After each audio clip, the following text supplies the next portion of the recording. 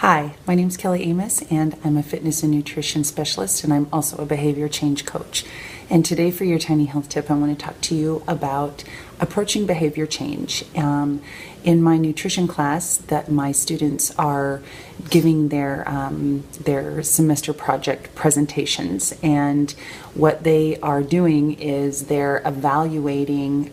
They pick a person and they evaluate their nutrition as based on what their goals are, their health goals or their fitness goals, and they make suggestions to after analyzing their nutrition. And it's really very interesting. And there was a presentation today, and the way that this person was eating seriously brought tears to my eyes. I mean, it was just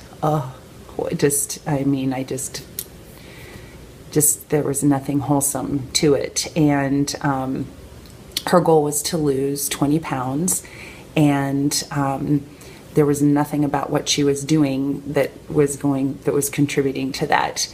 And we had a discussion after the presentation was over, and one of the students said, "Well, Kelly, I do that. I mean, I don't want to go eat pumpkin seeds. If I bought pumpkin seeds, then they would just sit in my house. I'm not going to eat quinoa. I'm not going to. What do you say to somebody who doesn't want to do all that kind of stuff and switch over?" And I would say, don't do it. Don't. If you think that you have to, if you're living this life and it looks like this, and there's a lot of changes that need to be made, you will fail if you try to change them all. You absolutely will fail. So you need to start small. And this is with anything. I'm going to focus a little bit more on nutrition, giving examples there. But this is with anything. It needs to be small behavior change. And it also needs to be something that you're the authority in your life. So it has to be something that you decide, you see that it can fit into your life. And the first suggestion that I have is to just look at substitutions rather than I don't get to have that anymore. I want to have my ice cream every night. Well, how about you have some frozen mixed berries, some organic frozen mixed berries. I mean, most people do like fruit. So if you already like fruit, have some frozen organic mixed berries, put them in a bowl, and use yogurt, and even go with the flavored yogurt, who cares, but try to stay, if you can go with Greek yogurt or maybe some vanilla yogurt, some Greek vanilla yogurt, and just put it on there and let it sit for about 5 minutes on the counter, and then stir it up a little bit. It'll still give you that creaminess and the coldness that you like, if those are the textures that you're looking for, and the sweetness, but it's a great alternative or substitution for the ice cream. And maybe that is 2 nights a week instead of 7 nights a week you're having ice cream. So you can build in little things. It doesn't have to be a big deal. Eating nuts. Maybe you're going to switch from the oil roasted nuts with salt on to some dry roasted, or you roast them yourself.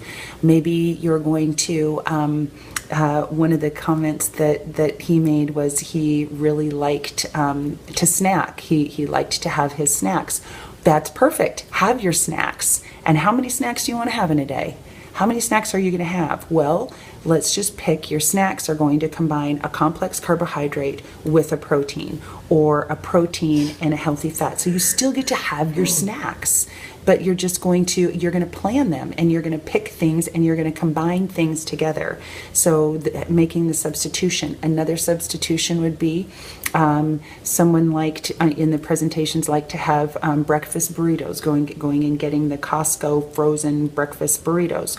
Well, my mom makes breakfast burritos for her grandchildren and some Vandal football players, and she puts a bunch of veggies in and some potatoes and some with eggs, and she rolls them up and then wraps them in plastic wrap and puts them in the freezer, and the kids love them. So now here's something that's not a bunch of processed food, and you can have it there. So substitution of just you making the version of it that you like, and so you're able to use more whole foods, but but you're still getting that same stuff. Make your own lasagna. As well, going back to the snacking, maybe having 8 ounces of water before you have your snack. And so then all you're doing, I'm still having the snack, but I'm also consuming more water. So that'll fill you up a little bit, and then you're having your snack. Maybe you're going to walk around the block. For every 10 calories that you're going to consume in that snack, you're going to walk around the block 1 time. So it's just little things. It doesn't have to be a taking away necessarily, but it might be actually an adding to. So you're adding to your life some positive things that will start to, if you're, for people who are not consuming wholesome foods, by consuming wholesome foods, just little bits of it, they're going to feel a lot better. And by feeling better, then you can see the correlation between your actions, your activities, and how you're feeling. And that's a positive reward. And so there has to be some tie or connection of a positive emotion in order for you to sustain that behavior, and in order for you to even take on that behavior. You need to see a correlation with this action, this behavior has a direct correlation with achieving my goals. So this girl who had the goal of losing 20 pounds, I would ask her a lot more questions, and so that she saw the relationship of making some changes in her eating, and then maybe moving her body a little bit more, and seeing how that comes together. But nobody is going to go through any suffering or any pain if there isn't something that is positive on the other side, and they see that. So being very connected to your why. This is something that there's a lot of depth to this, and it really is, as we were talking in class, it's a very individual thing, and things are what the actions that you take and decisions that you make are very relative to the goal and the person. So it might be something that you do need some professional help. You need somebody that can ask the right questions and kind of work with you as far as creating a plan that fits into your life, and helping you look at things from a different perspective as far as the education and just change of mindset.